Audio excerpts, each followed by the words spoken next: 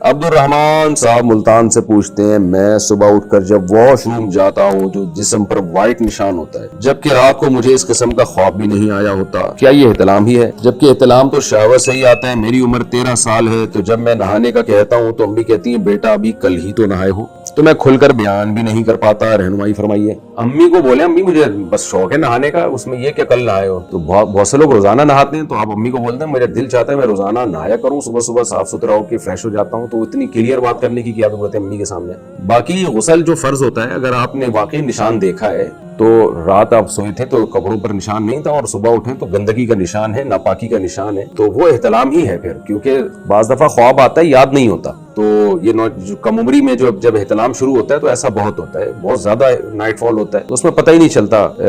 خواب یاد نہیں ہوتا، تو آپ ایسی صورت میں غسل کیا کریں، اور امی کو بول دیں بھائی میں ویسے ہی غسل کر رہا ہوں۔ والدین کو تو چاہیے کہ بچوں کو خود سے یہ نالج دے دیا کریں، خاص طور پہ باپ کو چاہیے کہ وہ خود یا کسی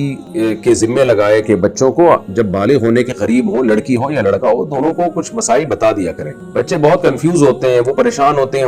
ہمارے کیسے خیالات ہیں، ہمیں کیسے خواب آ رہے ہیں، یہ کیا ہو رہا ہے ہمارے ساتھ، پھر وہ جا کے لونڈے لپاڑوں میں بیٹھتے ہیں، اسکولوں میں ڈسکشن کرتے ہیں، وہ لڑکے ان کو اور خراب کر دیتے ہیں، غلط چیزیں دکھانا شروع کر دیتے ہیں، بعض بچے ڈرا دیتے ہیں کہ یہ احتلام ہو رہا ہے، تمہاری تو ہڈیوں کا جوس نکل کے آ رہا ہے، تم تو مر جاؤ گے اور کمزور ہو جاؤ گے، اور منی کا ایک قطرہ خون کے 100 قطروں سے مل کے بنتا ہے، اس سے بچہ اور ڈپریشن میں جاتا ہے، پھر جعلی حکیموں کے ہتھے چڑھ جاتا ہے، وہ چھپ چھپ کے دوائیں کھا رہا ہوتا ہے حکیموں سے، جعلی حکیموں سے لے کے۔ تو اس لیے بڑوں کو چاہیے کہ وہ بچوں کو خود ہی گائیڈ کر دیا کریں، جب وہ قریب البلوغ ہو رہے ہیں تو ان کو بتا دیا کریں کہ یہ نیچرل ہے، اور اس طرح مرد اور عورت میں اللہ نے فرق رکھا ہے، تو اس میں شرمانا نہیں چاہیے، تمیز کے دائرے میں رہ کے ان کو بتا دینا چاہیے۔ ماؤں کو چاہیے وہ بیٹیوں کو سمجھا دیں، باپ کو چاہیے وہ بیٹوں کو سمجھا دیں، تاکہ وہ غلط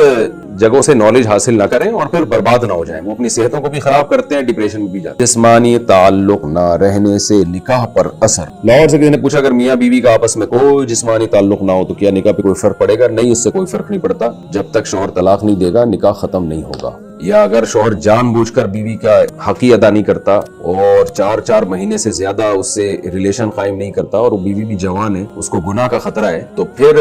وہ عدالت میں کیس کر سکتی ہے، اور پھر اس کا ایک پروسیس ہے کس طرح سے نکاح ختم ہوگا، تو اس پروسیس کو فالو کر سکتی ہے۔ تو خلاصہ یہ کہ شوہر گناہگار تو ہوگا کہ اس میں طاقت بھی ہے اور بیوی بھی جوان ہے، تو کیوں اس کا حق ادا نہیں کر رہا، لیکن نکاح خود بخود ختم نہیں ہو جاتا۔